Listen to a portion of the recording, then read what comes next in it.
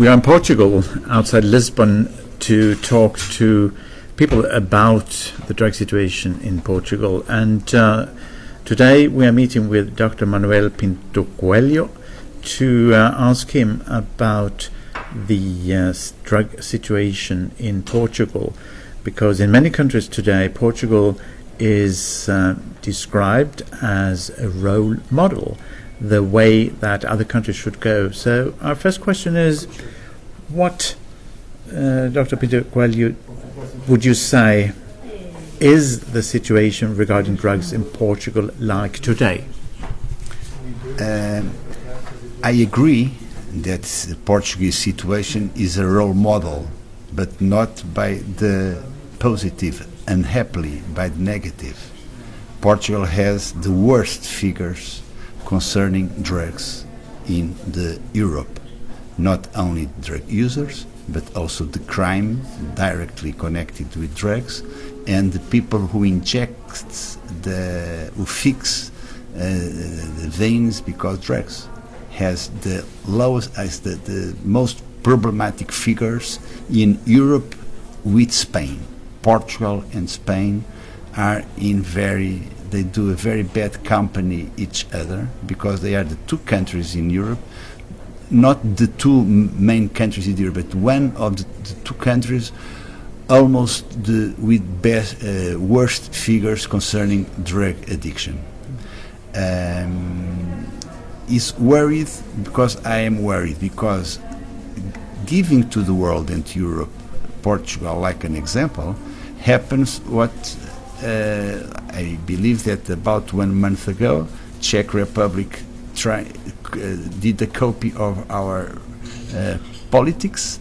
I believe that Mexico did the same, the decriminalization of drugs. Portugal did that in June 2001. It was the only country in all Europe that decided to do that. And after manipulating, I could say pathetically, the reality, the figures, a lie, if you tell several times a lie, the lie becomes a true, and is what is happening. I am like a Portuguese man, I am very happy that the world say good things about my country, but not by the wrong reasons. It's bullshit what is happening now, and it's very dangerous to all European families. And now the next question you can answer in Portuguese, because we forgot it. You speak English now. You speak English very well. No. But you can do it. You can do it in Portuguese. Can now I go on with something? Yeah, we go on. You can say whatever, but you do it in Portuguese now, and then you can translate. Okay. Pronto. O que aconteceu em Portugal foi uma desistência, mais ou menos inconsciente, de tratar de recuperar o toxicodependente. Desistiu-se, deixou-se cair a toalha. So what has happened in Portugal is that we have stopped treating the drug addicts here in this country. O conceito que toxicodependência como doença surge na sequência deste processo de desistência. Daí empregarem-se drogas de substituição prioritariamente para tentar ajudar o toxicodependente. Em vez de se dar o destaque à prevenção e ao tratamento, dá-se a estas estratégias de redução de danos. So the concept of treating drug addicts in Portugal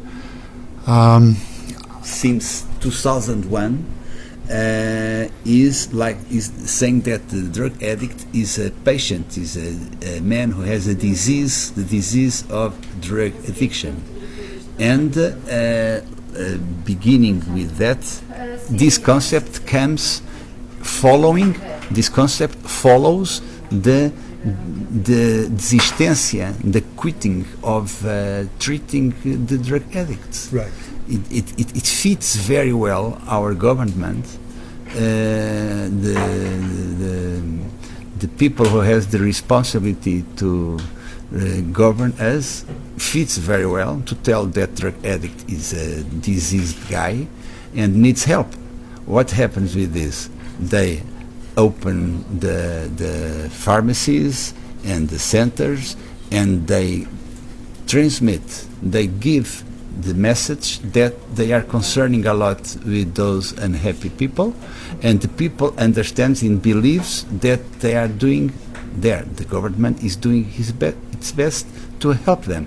Don't understand that is perverse, how to say, perverse. It's perverse because giving that idea, they are not helping. Giving drug addict what he wants and not what he needs. He wants the drug, but he needs a treatment without drugs the most time possible. Is perverse. It's a perverse lie, and it's very serious because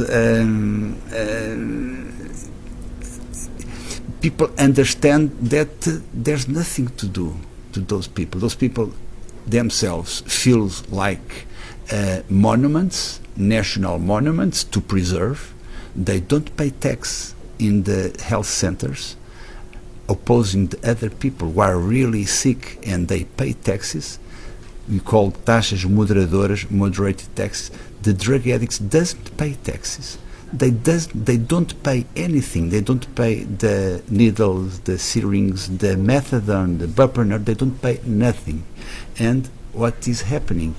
They don't quit drug addiction. Of course, it's much harder to leave a problem like that, having the what they want behind their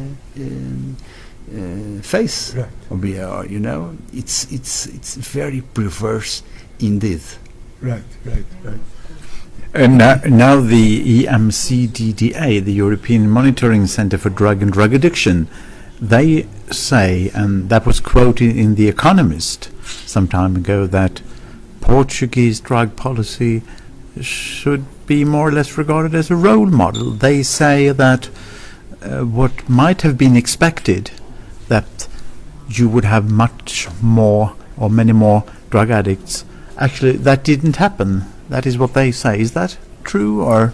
What the problem is that when they say so, nobody asks them to present the resources. Is that the problem? Because you say has less drug addicts, okay, tell me about your figures.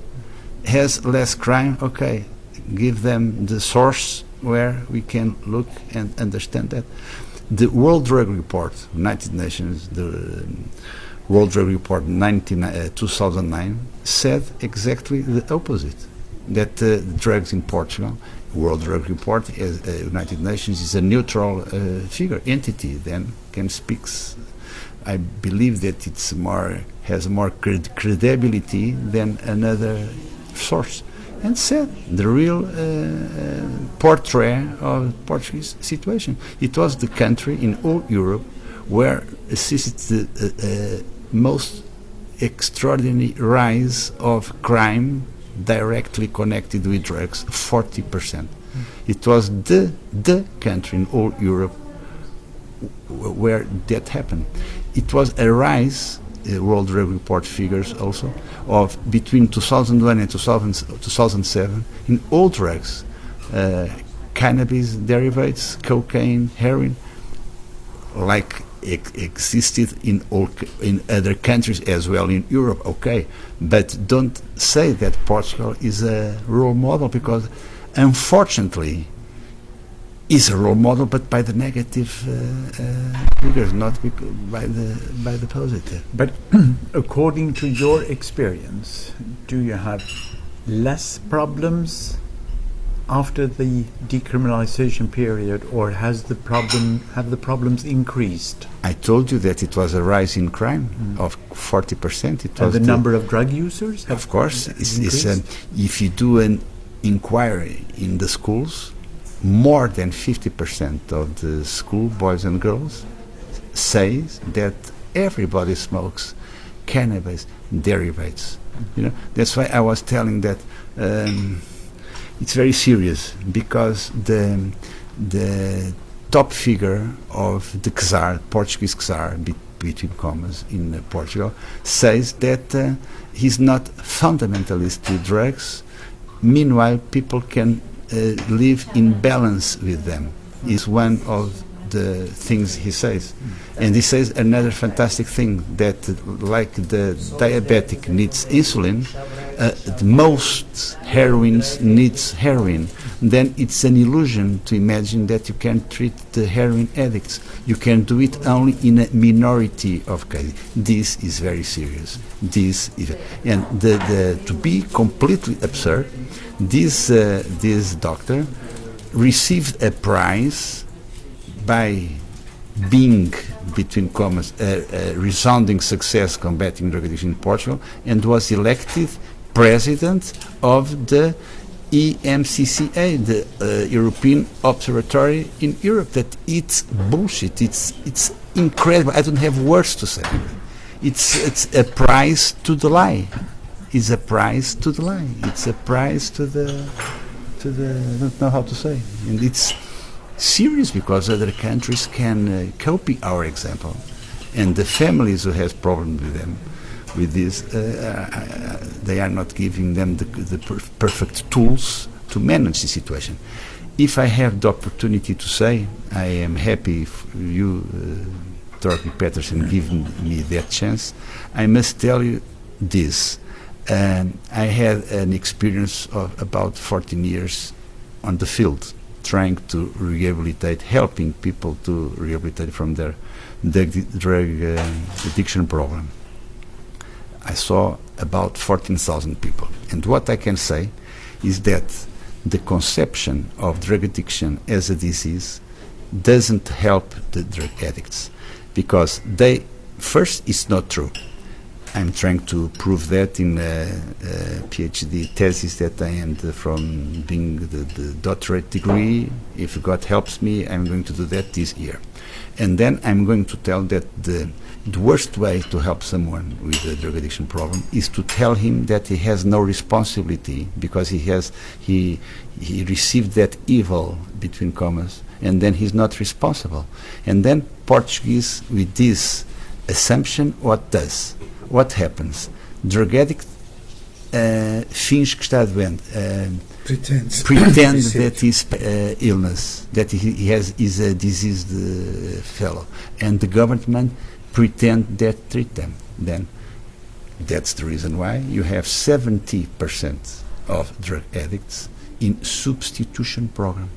This is incredible. It's the signature that the regime, the politics regime, doesn't work.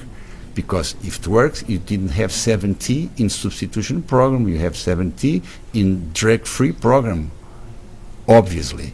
Then is the signature that system is a resound fracasso, how to say? Failure, not success. Why? Because since July 2001, when Portugal decriminalized drug use, said two things. Both things are not correct. First thing, drugs are not equal. You have light and hard drugs. Today, everybody who studies this affair knows that cannabis is much stronger than it was before. Then people before smile and have fun with cannabis.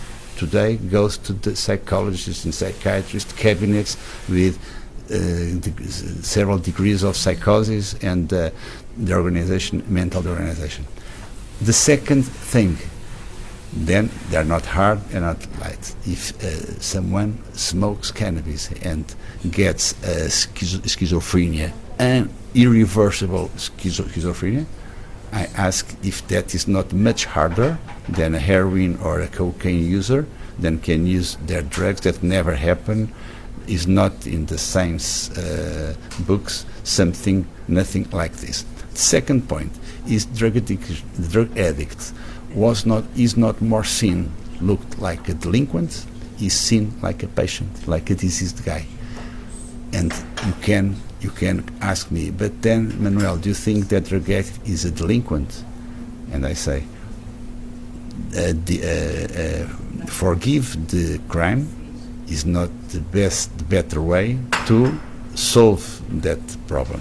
What I say, if someone who does a crime is a criminal, doesn't matter if he has drug inside himself, in the lungs or in the stomach or not. If someone says a lie, he's a liar. If someone do a crime, he's a criminal. Then saying that must have a handicap because he's drug addict, it's bullshit and doesn't help. The opposite is a lot of prejudice with that, and it's our system with the results, unfortunately, with the results we have, with the figures we have on reality. Because in your opinion, drug addiction is not a disease. That is what you are writing about in your PhD thesis. Yes, it's not a disease. Nobody proved until nowadays that drug addiction is a disease. And who came up with the idea? Okay, two men, one called Benjamin Rush, another called Jelinek, who for the first time told that drug addict it was a diseased person.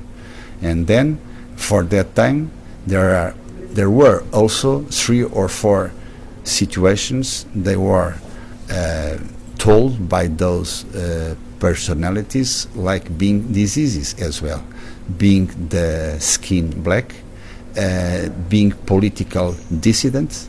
In Russia they were sent to the psychiatrist institutions. The lie, people who lied were diseased and should be treated like that, and homosexuality. The DSM only consider homosexuality not a disease since, I believe, 1974.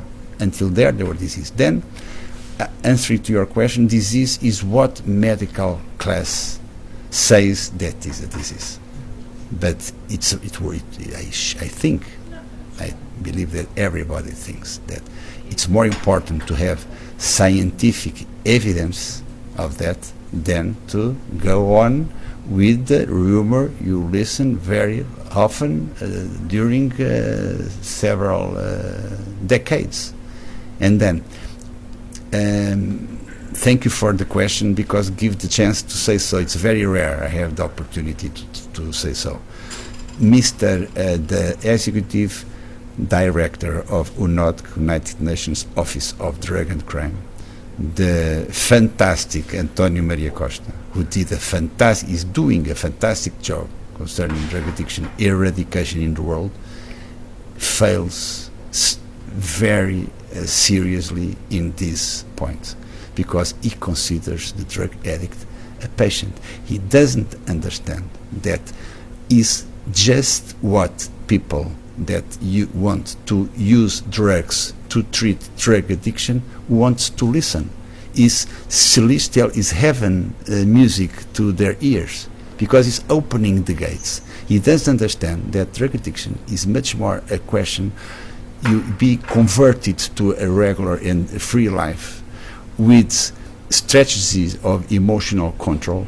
If you are taught to learn how to escape the situations that before drove you to drugs, is much more a psychological state than a disease. It's much more affair to psychologists than to doctors. Of course, doctors sometimes drug addicts get sick, but bad habits by themselves are not sickness, are not diseases.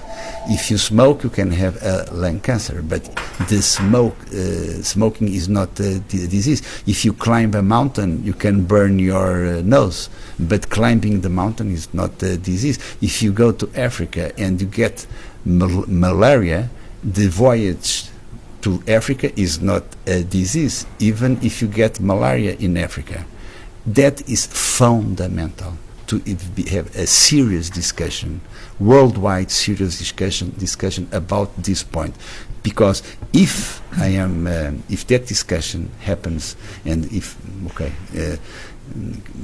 my work proves what I want to do, can change the politics of a lot of countries, giving happiness to a lot of families that are substituting one drugs by another, feeling the same way, not free, feeling everybody who has to every morning to do something is a dependent guy. He's not, has not, you know, even if the drug is given by the government or if it is stolen in the street, he's a man who is not free. He's not the he's not the heaven for nobody, because he's still a dependent. He's dependent, and with this system, go on being dependent. You know, I repeat, in Portugal, 70% of drug addicts are in substitution programs. In Portugal, the priority is to redução de danos, Damage reduction. damage reduction. Damage reduction in Portugal is most priority than prevention and treatment.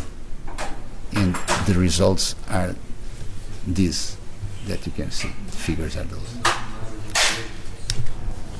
I should resume the Portuguese policy on drug field, telling that that policy is more ruled by corporative and individual interests, most of them unconfessionable, than by the welfare, the well-being of the drug addict.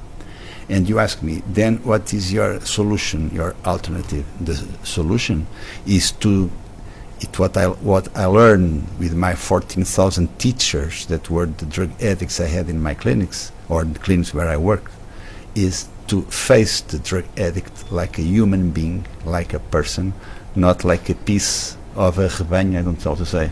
A piece of Of sheep. yeah, right, like a sheep. Yeah, Like a sheep. There is Yeah. one number in In the hundreds. herd, one number in the herd. In The her, value is herd. that treats or with methadone or with psychologist skills or with exercise, physical exercise, and so. No, everybody is an individuality. Then we must come back to a culture of observation. You must face the people, the person who is in front of you, and to find, you must quit the pronto a vestir, prêt à porter. Yeah, you have to leave the confectionery business. In Yeah. Syria. Right. In Syria?